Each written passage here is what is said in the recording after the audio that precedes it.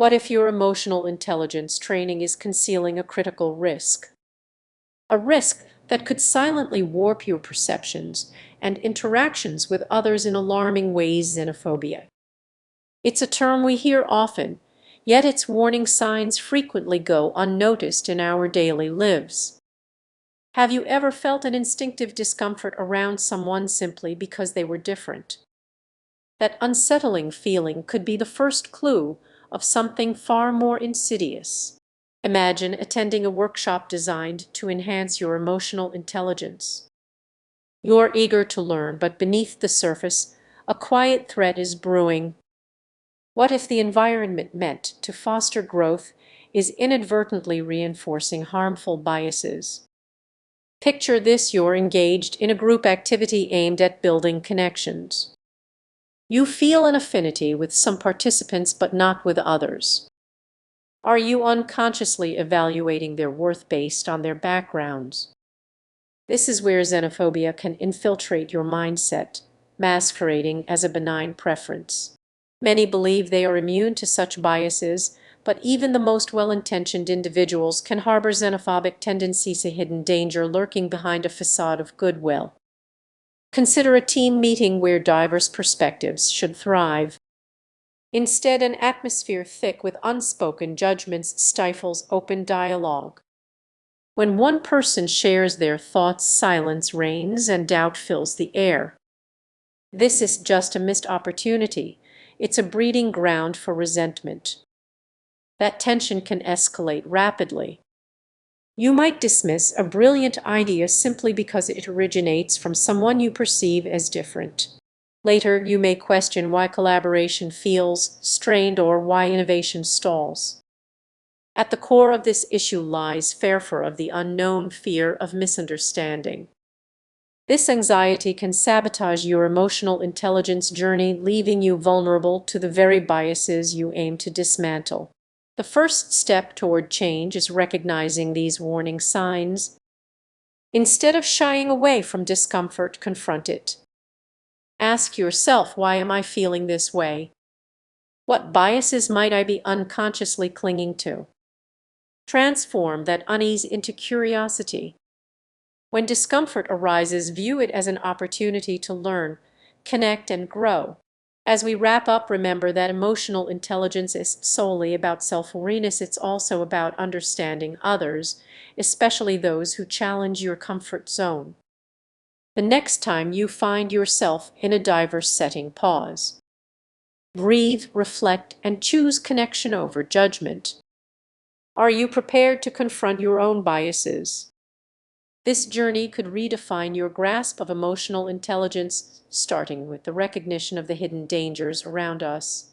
Have you ever considered that the very programs designed to enhance emotional intelligence might harbor hidden risks?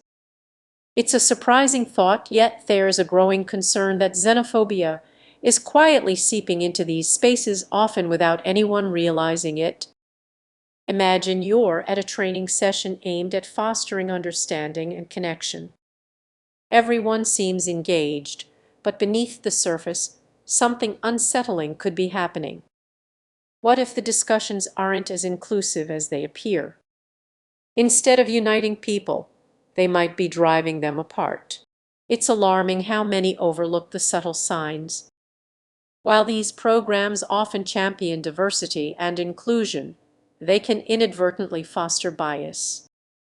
Picture a scenario where participants are encouraged to share personal stories, but only those that fit a specific narrative. What happens to those who don't conform? Fire left unheard and feeling isolated. Now, think about a workplace where a minority voice finally speaks up during a training exercise.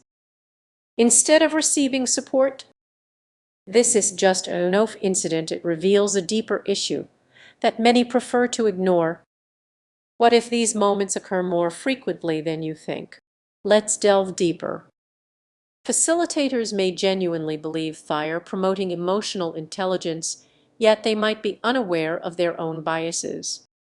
When trainers come from similar backgrounds, their blind spots can create an echo chamber, drowning out diverse perspectives. This oversight can have serious real-world consequences. Imagine sharing your experience in a group discussion about conflict resolution only to face skepticism because your background doesn't resonate with the majority. How does that feel? Disheartening, right?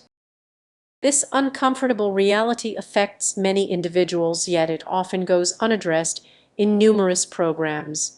As tensions rise in these environments, the potential for division increases. Participants may become defensive, hesitant to engage in meaningful conversations. The essence of emotional intelligence, understanding, and empathy starts to diminish. What could have been a valuable learning experience turns into a battleground of biases. But don't lose hope just yet. There are ways to move forward. Training programs must prioritize awareness and actively seek to include diverse voices. Facilitators can implement strategies that promote genuine dialogue, ensuring everyone feels valued.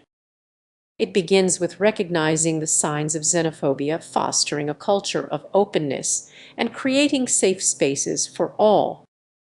Change is possible, but it requires a collective effort to dismantle these barriers. As we wrap up, consider this: are you aware of the hidden dangers in your own environment? Reflect on how you can help foster a more inclusive dialogue.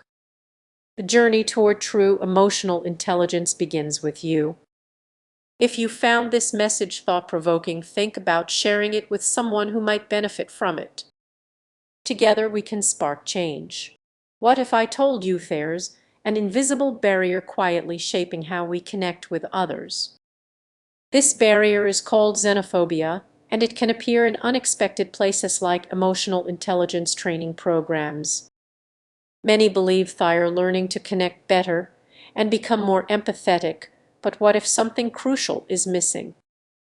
This absence affects not just individual relationships, but entire communities.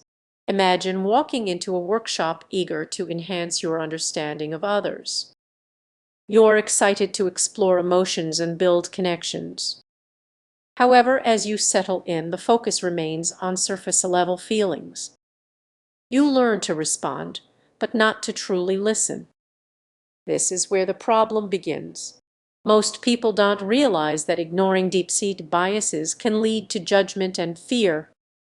You might think you're open-minded, but subtle prejudices can creep in during each session if unnoticed.